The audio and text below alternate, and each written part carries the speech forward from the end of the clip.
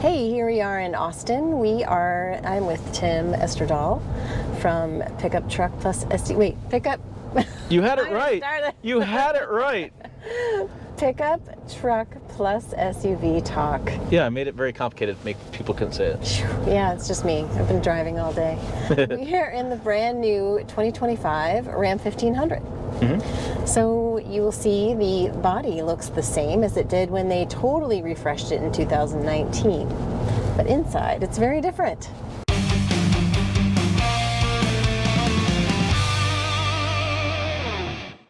So let's talk a little bit about what's new this year. First of all, there's 3 engine choices. They've got the Pentastar 6-cylinder that they've had for ages.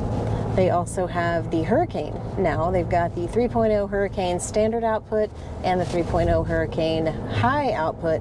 And the difference in horsepower and torque is what, 100? Yeah, it's about 100 for horsepower and like 80 or so for torque, which is interesting. I was talking to an engineer about this. Typically in trucks, you have more torque than you do horsepower. Right. And I said, why does the high output have like 540 horsepower and 519 pound-feet of torque? Why is it backwards? And he kind of just shrugged and he goes, well, you know, with the turbo, you can do whatever you want. Well, what he told me too, though, was that you have to look at the torque ratio and how that's different, you know, between like a Tundra or a Ford F-150 or however they're set up. The ratio is different, is the way he explained it to me. Yeah, probably torque curve and when it hits, and yeah. But I'm not an engineer. We just play one on YouTube. Oh wait, yeah, we don't. We interview people for them on YouTube. So we are in the Tungsten trim, which is the top end. It's like a Lincoln inside. I mean, or a Grand Wagoneer. Right. Yeah. I think probably stay on brand. Grand Wagoneers. I know. The luxury, but it's totally a luxury truck. Like, this is not a volume seller. This is not for everybody. This is going to be a $100,000 truck, and it's just where the market is these days. You know, we talked to the Ram brand about this, and they're like every brand. Like GMC's the same way as Ford is. They don't know where the ceiling is. They keep adding more stuff. Diamond knurling. We have tungsten metal with a little bit of a clear coat of glass on top of it for the VIN that's on label on top. Materials. We have massaging seats, heated seats. Yeah, I like those. Yeah, we're getting our butts massaged at the moment, by the way. But I mean, we have all of this luxury materials and features and such that customer is asking for. This is a guy or a gal who was driving a Mercedes-Benz, a Jaguar or whatever, and they need a truck for hauling a family or a horse farm. They want to have a nice, the boss's truck. They want to have a nice truck. Then they want the tax write-offs from it too, or they want to buy it for, you know, boss wants to buy it for business reasons. Sure. This is that truck. You can tow, I think it's 11,300 pounds. Okay. You will find this tungsten, I think I looked at door sticker, payload was only like 1,050. So once you add all this additional material in here and features, you do decrease the amount of payload you can have, which does impact towing because you take 10% of your towing against your trailer. But right. You know, the average customer in a half-ton market, 7,000 pounds.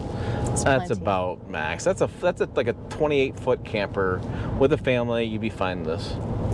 Yeah, I think Ram said that they want to be 50% EV, 50% combustion engine by 2030. And to me, that suits its brand very well. It's not in a hurry. It knows that its customers prefer the gas-powered trucks for now. Yeah, it'll be interesting to see how it comes out. I mean, this is really good. And when you start talking about this high output and how much fun it is to drive, to me, this is going to sound sacrilegious to those people that don't like EVs, but the power output here and the ride and the comfort, you can almost blindfold me and tell me I'm an EV. It's very quiet here in the cabin and the Tungsten for sure. Yeah, and the 5-link wall suspension has always been one of Ram's hallmarks, and it handles the road really well, except when Kristin gets on the side and we hear the noise. Sorry. But yeah, I mean, it's incredible. I always think about myself, like if you brought like your grandpa back from like 1960s and put him in this truck, he would just absolutely lose his mind, because this was so far out of the realm of thinking back then, and to have it in today's vehicle and have the dynamic, the body roll in the corners, it's not even close to what it used to be, right? And off-road, it's so comfortable. Yeah. I mean, even taking big bumps, you're going to have a little bit of head toss, but overall it just really feels very balanced, and that's part of the deal with the inline six. Having that balanced feel, it doesn't toss you around a whole lot, and you can take off. You know, in the dirt, it will go. Yeah, I mean, I've been a huge fan of inline engines for a long period of time, and inline sixes are just inherently, there's some really big benefits to them.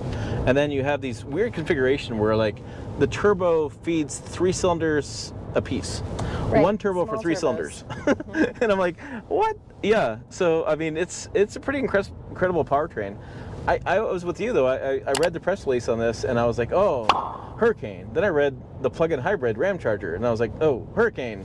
Like, it's just, it's like, what cool choices in today's market. Yes, I would love a 6.2 liter V8 supercharged TRX engine. I totally get it. Heck yeah. But for what we have and the environmental requirements we have and what's going on, and you know, the other thing too is that everybody I've talked to that's been an older generation, so I had a lot of golf buddies I have, a lot of retirees, they tell me they want 3 things: smooth, quiet, powerful, right? They've done the 1960s and 70s trucks. They've hot rodded them. They've put glass packs on them. They've had the V8s. They've smelled the gasoline smell inside the cabin. They've done all that life, right? Glass packs is a really good idea. Right?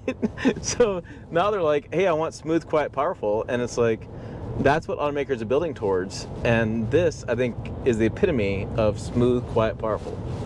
Let's talk a little bit about this level 2 autonomy. One thing that they've done is they've worked with a provider to have this steering wheel that has a capacitive type of sensor all the way around. So you don't have to have both hands at 10 and 2 or 9 and 3 when you've got it on driver assist. Right. Just as long as you have skin contact somewhere on the steering wheel, it's happy with that. You know, what's interesting with that system is my friend Joel Feder over at Motor Authority broke the news about this level 2 autonomy driving system that Ford's got. Or not Ford, excuse me, Ram's got. I saw Ford. That they didn't really talk about. Like, it wasn't a major announcement. There wasn't really any press releases about it. And now all of a sudden it's like, yeah, this truck will drive itself over 125,000 miles of U.S. or Canadian roads. Right. And you get it as a free subscription for when you bought the vehicle. Now, like most brands, Ford and GM is the same way. We don't know what's going to cost after the trial runs out. They're still wishy-washy on this monthly payment you got to pay. But, you know, if you're driving, and you live in Austin, if you're driving from here to San Antonio, level 2 autonomous driving, where it would drive for itself, you would arrive less fatigued. That would be so great. Yeah. Yeah, I mean, there's some benefits there. I'm a big fan of semi-autonomous driving with a trailer when you're towing, because it really cuts down some of the fatigue you get when you're towing. But it's an interesting system. I've had a lot of my retiree buddies ride with me with the system, and I've had my wife drive with a system like this, and it freaks you out when you first start doing it. And then there's a trust factor built into it. You have to get the trust factor. Trust fall. Yeah, trust fall, yeah. Can we just talk about these mirrors for a second? Because the towing mirrors are ginormous. Yes. And we drove over in a Bighorn, or a Lone Star here in Texas. There's 4 trims. Am I right? Tradesman, Bighorn. Tradesman, Bighorn. Limited. Laramie, Limited. Tungsten. So far. Rebel. 6. Or Rebel. I'm with you, and I've just said Rebel all day long. It's editing how to do my video. It's gonna be crazy. These mirrors, and these are the standard mirrors on this truck, right? So they're not the towing mirrors. And you'll see some video of this, and I said the towing mirrors, I get it. People do want them. There are people that tow a lot in half-ton market, but I take these mirrors over towing mirrors all day long. And the other thing is that when you're towing, if you turn in a blinker, the screen pops on, the camera pops on, showing you your blind spots on whichever way you're turning. So to me, some of the benefits of towing mirrors have gone away with technology gains happening with the camera. So they used to be, you had no way to see around you, had to have towing mirrors. Now you have lots of options, and these mirrors are wider, and they're a little bit, to me, a little bit taller than the prior generation, so you actually see more. The cameras are good too. I used those on the off-road course, and you can see everything that's in front of you. It's crystal clear. I Yeah. really enjoyed it. So you are buying a Bighorn, I am buying a Bighorn. a 2025 Ram 1500 Bighorn. What are you going to do with it? Are you going to tow? I'm gonna weep when I write the check for the payment. Besides that. Okay, wait. So the Bighorn starts at 45. You want to talk about pricing something up? So, the Bighorn is a crazy trim level in that it starts with a two-wheel drive quad cab Pentastar V6, right? But it's one of those trims that you can really option up, and it's a volume seller, which is why I want to buy it, be an option volume seller. I will tow, I will haul, I'll go deer hunting with it, I'll do the normal stuff I do with trucks. But mine comes in at $72,000. Whoa, that's a big jump. What did you put on that? Right, but once you go crew cab, four-wheel drive, you go with the standard output Hurricane. Right. You know, there's $2,000 here, $2,000 there, another $1.5 there, right? And then you add level 2 equipment package. So I want the bigger screen. I want more stuff inside the cabin to do better reviews on. If you know, it's hard to do a review on a feature you don't own. So you want that stuff. I wanted the multi-function tailgate in the back. I want to try that out. The 60 kind of 40 split Dutch door. I wanted dual panel moonroof because I like this in the wintertime. This is really nice to bring light in the cabin. And I just like them. I flat out, I've been in trucks with I just had a Silverado, didn't have one. Tundra I had year before I had that, and the F-150 I had before that had that. And I just like it. I live in Nebraska. It's not like a Arizona climate where the sun's beating on your head all day long. And I just like that. So once I added all these features, I started checking the boxes, it adds up quickly. Now, That's 20 grand more. yeah, heated cloth seats. I wanted those. I could have gone Laramie, but the thing is Laramie, when you start adding the same kind of features to it, I saw a truck today with that at the event, it's $82,000. But a Laramie comes standard with the 3.0 Hurricane Right. standard output. Right, so Laramie starts at 60, I think right around 60. Oh, sorry, stop sign. It don't matter. No, There's nobody here. Yeah, Luckily. only still on the camera. So no, I mean, but that starts crew cab, and you start adding standard output. The thing is, like the higher trim levels, like this one, this Tungsten, only comes crew cab, only comes high output, only comes, I think, four-wheel drive. So, Right. you know, once those things only come those ways, then your pricing goes up. And like Right, the thing is with the Tungsten is there's not that many options. You're just buying this truck the way it's spec'd out versus like the Bighorn. You really can, I know, I did it. Or a You la can carte really, a la versus- carte, yeah. Yeah. Versus So I feel like I'm gonna get a hell of a truck, but it's gonna be a lot of money.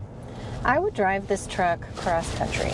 I could imagine taking this car for days and just being so comfortable. Love the massaging seats, of course, but I mean, Yeah, that's the high end. seats are comfortable. I mean, I got tons of USB ports. Oh my goodness, I got tons of USB So ports many. and chargers and dual We got wireless three charger up and here, HDMI. yeah, passenger- I got tons of water bottle space. I got tons of room. You know, the thing like used to be with trucks, you paid a lot of a fuel economy penalty. You know, if you got a truck, boy, fuel economy is going to be in the teens at best, right? And now you get these trucks where it's like, hey, I can get mid-20 fuel economy, which is what an SUV used to be back in the early Sure. 2000s. I can get the space, put all my luggage here in the back. I can haul whatever I want, kids, or not haul or tow anything. I don't even have to tow anything with this truck. And I get to have the shoulder room, have the size, and have the comfortable ride. Like this ride is really pretty impressive. I would really challenge good. like a lot of luxury sports cars to have the same ride quality this does. Agreed, but you can take it just about anywhere. That's true. Okay, so there you have it, 2025 Ram 1500. We are in the Tungsten trim, living the luxury life. Thanks to Tim Esterdahl for pickup truck plus SUV talk. Yes, ma'am.